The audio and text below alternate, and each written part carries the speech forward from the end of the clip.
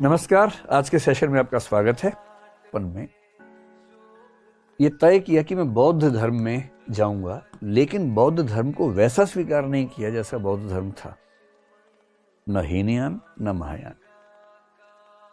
उन्हें पारलौकिकता बिल्कुल पसंद नहीं थी, जबकि महायान हीनयान दोनों में आप देखेंगे निर्माण तो माना ही जाता है, कर्म सिद्धांत माना ही जाता है।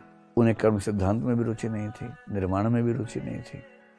तो उन्होंने कहा कि मैं अपना ही बनाता हूं, और तब उन्होंने बौद्ध धर्म का एक नया रूप स्थापित किया जिसको बोलते हैं नवयान,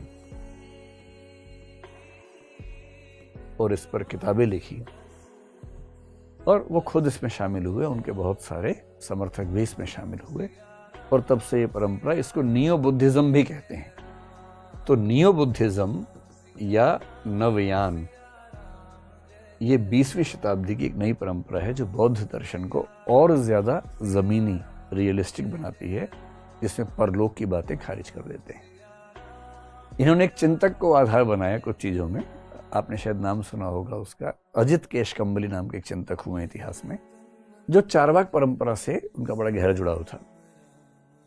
उनके एक बिंदु को आधार बनाकर नवयान की स्थापना हुई। जब हम नवयान पे पहुंचेंगे तब थोड़ा बहुत समझेंगे। अगर पहुंचेंगे तो मुझे आपके चेहरे देख के लग नहीं रहा कि पहुंचेंगे, लेकिन अगर हम वहां तक पहुंच पाए तो फिर देखेंगे कि इन लोगों ने क्या कहा है। दर्शन थोड़ा बोरिंग विषय तो है ही, और वो भी इस उम्र में हंसने खेलने की। हनी सिंह की उम्र में आप अगर नवयान और ये सब पढ़ेंगे तो मुश्किल तो लगता ही है। दर्शन की भाषा में कहें, चारवाक होने की उम्र में यदि जैन हो जाएंगे या हीनयानी बौद्ध हो जाएंगे तो कैसे जीवन कटेगा, थोड़ा मुश्किल तो है ही। डॉक्टर अंबेडकर के अलावा एक दूसरा रास्ता आपने शायद नाम सुना होगा, जे कृष्णमूर्ति। बहुत ही प्रखर दार्शनिक हुए हैं जे कृष्णमूर्ति। आपने उनका नाम सुना है, एनी बेसेंट का? आपको ये जान के बड़ा आश्चर्य होगा, हो सकता है पहले से पता ही, फिर आश्चर्य क्यों होगा, लेकिन अगर ना पता हो तो आश्चर्य होगा कि ये एनी बेसेंट के दत्तक पुत्र थे। एनी बेसेंट ने इनको गोद लिया हुआ था। एनी बेसेंट किस सोसाइटी से थी? थियोसॉफिकल सोसाइटी से। थियोसॉफी एक मूवमेंट था इंग्लैंड का और कुछ और देशों का, जिसमें भारत में भी चल रहा था। उनकी धारणाएं थी, बहुत अच्छी अच्छी कल्पनाएं उनके मन में थी। उनको एक दिन एक बच्चा मिल गया प्रखर सा, फिर वो उसको पढ़ाने लगी, सिखाने लगी, उनके ग्रुप के लोग पढ़ाने लगे। फिर घर में डिस्प्यूट होने लगी तो लीगली उस बच्चे को गोद ले लिया। फिर उस बच्चे के पेरेंट्स और इनके बीच में झगड़े भी हो गए, लेकिन अंततः इन्हीं की कस्टडी में वो रहा।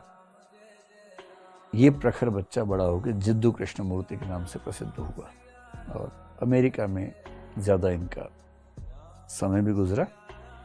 इंस्टीट्यूशनल जो धर्म है पुराने, उन सबको खारिज करके एक नया दर्शन दिया जो काफ़ी प्रसिद्ध है। दक्षिण भारत में विशेष रूप से इनकी प्रसिद्धि ज़्यादा रही।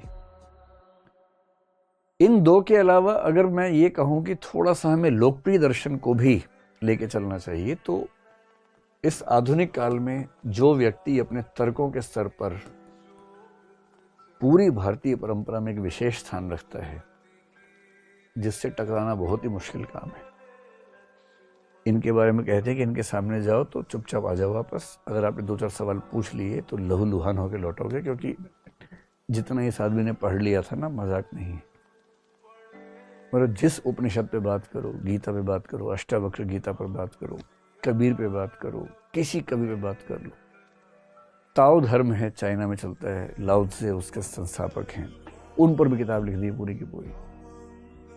जितना अध्ययन रजनीश नाम के व्यक्ति ने किया, फिलोसफी में रुचि थी, प्रोफेसर हुए जबलपुर के कॉलेज महाकौशल में, बाद में नौकरी को लात मार के पूरी तरह से दार्शनिक हो गए।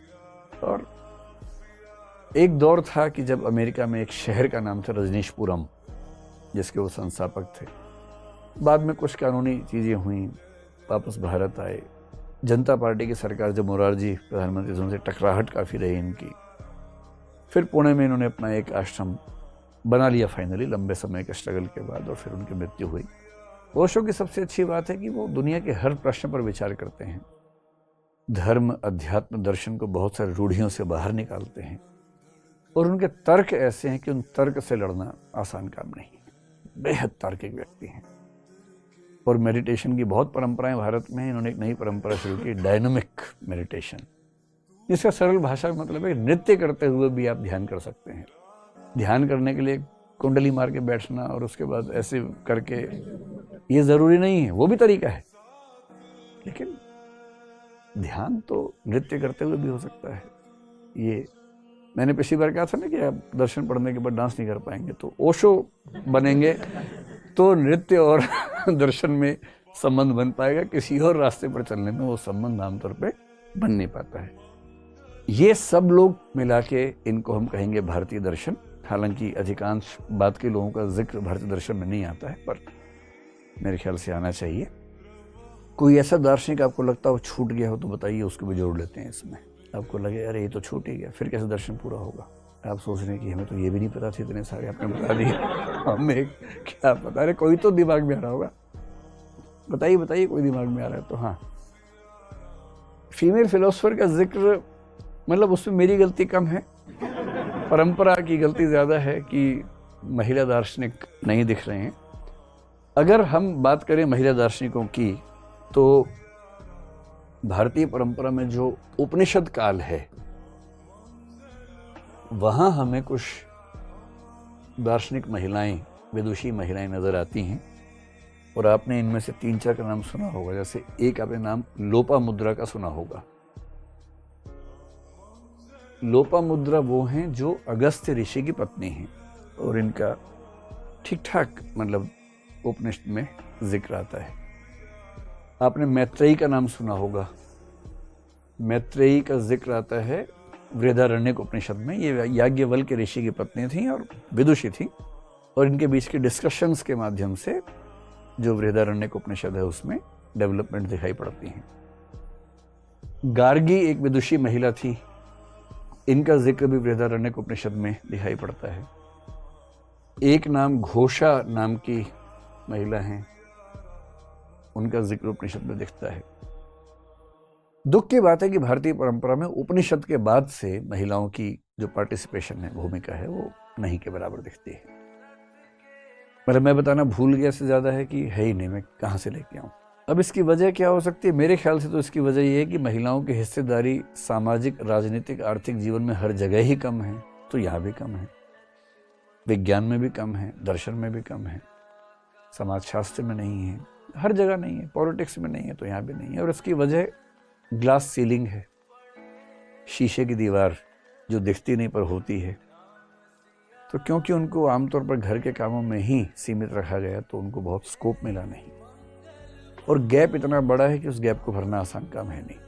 अब उम्मीद कीजिए कि अब नए जो दर्शन उभरेंगे, पश्चिम में जैसे फेमिनिज्म और कई दर्शन उभरे हैं, उनमें महिलाओं की भूमिका अच्छी खासी है, लेकिन पश्चिम में भी कुल मिला की हालत ऐसी ही है।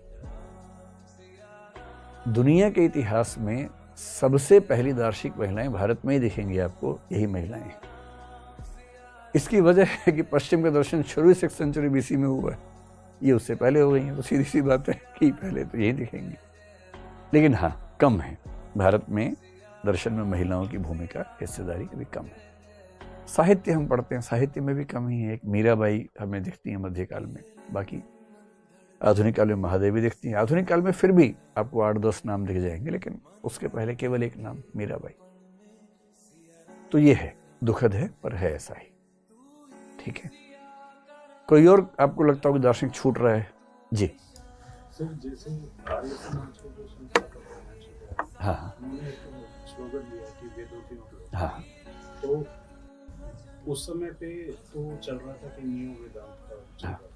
तो उन्होंने मतलब वेदों की और लोटो, इसको हम कैसे रिलेट कर सकते हैं कि नेशनलिज्म और इक्वालिटी? नेशनलिज्म उनके यहाँ है। ये कह रहे हैं कि स्वामी दयानंद सरस्वती ने वेदों की और लोटो कहा, इसको हम कैसे लिंक कर सकते हैं नेशनलिज्म और सोशल इक्वालिटी से। अगर आप आर्य समाज की स्थापनाएं देखेंगे, उसके 10 नियम देखेंगे और बाकी स्थापनाएं देखेंगे, तो आर्य समाज एक तो तर्क पर बहुत बल देता है, तार्किक बहस पर। आर्य समाज जाति व्यवस्था को पूरी तरह खारिज करता है, और जाति व्यवस्था खारिज होने का मतलब ही है कि आपने इक्वालिटी पर बात कर दी है। आर्य समाज में जेंडर इक्वालिटी पर ठीक ठाक स्ट्रेस है। लड़कियों की शिक्षा को लेकर आर्य समाज काफ़ी प्रोग्रेसिव स्टेप लेता रहा है। इसलिए ऐसे कई पैरामीटर्स आपको देखेंगे जहां उनका सोशल प्रोग्रेसिवनेस प्लस नेशनलिज्म। पर यह है कि उस समय के नेशनलिज्म और नियो हिंदुइज्म, नियो वेदांत में यह था कि क्रिश्चियनिटी और इस्लाम से थोड़ा सा डिस्टेंस बनाने की बात रहती थी। तो आर्य समाज में भी है, क्रिश्चियनिटी से, इस्लाम से गैप है। हाँ, जो डीएवी की परंपरा है, दयानंद एंग्लो वैदिक, वो वही है कि हम अंग्रेजी की परंपरा भी लेंगे, वैदिक भी लेंगे और पढ़ाई लिखाई में ज़्यादा डेवलपमेंट्स करेंगे, कह सकते हैं। एक मोटी मोटी बात मान के चलते हैं कि पूरा भारतीय दर्शन का डेवलपमेंट हमने समझा। अब एक छोटा सा पक्ष ये समझते हैं कि अगर इस पूरे के पूरे प्रोसेस में कई हजार साल के प्रोसेस में अगर आपको कॉमन ट्रेंड्स देखने हो, ऐसी कौन सी चीजें हैं जो आम तौर पर भारतीय दर्शन में आपको दिख जाती हैं, वो कॉमन ट्रेंड्स क्या हैं, और क्या वो कॉमन ट्रेंड्स केवल भारत में ही दिखते हैं या भारत के बाहर के दर्शन में भी उनका जिक्र कहीं कहीं दिख जाता है। तो 5-6 शब्द उनका मोटा मोटा मतलब समझ लीजिए, फिर जब कोई दर्शन पढ़ेंगे उस पर ठीक से विस्तार में बात करेंगे कि उसकी क्या वैल्यू होती है। जैसे आपने एक शब्द सुना होगा, थियरी ऑफ कर्मा, जिसको हम बोलते हैं कर्म सिद्धांत। सुना है आप लोगों ने कर्म सिद्धांत क्या होता है? कर्म सिद्धांत का सिंपल सा मतलब क्या है कि आप जो करेंगे वो आपके साथ होगा। अभी जो हो रहा है वो भी किसी किए हुए के बदले ही हो रहा है, और कल को जो होगा वो आज जो कर रहे हैं उसके बदले होगा। इसको बोलते हैं कर्म सिद्धांत।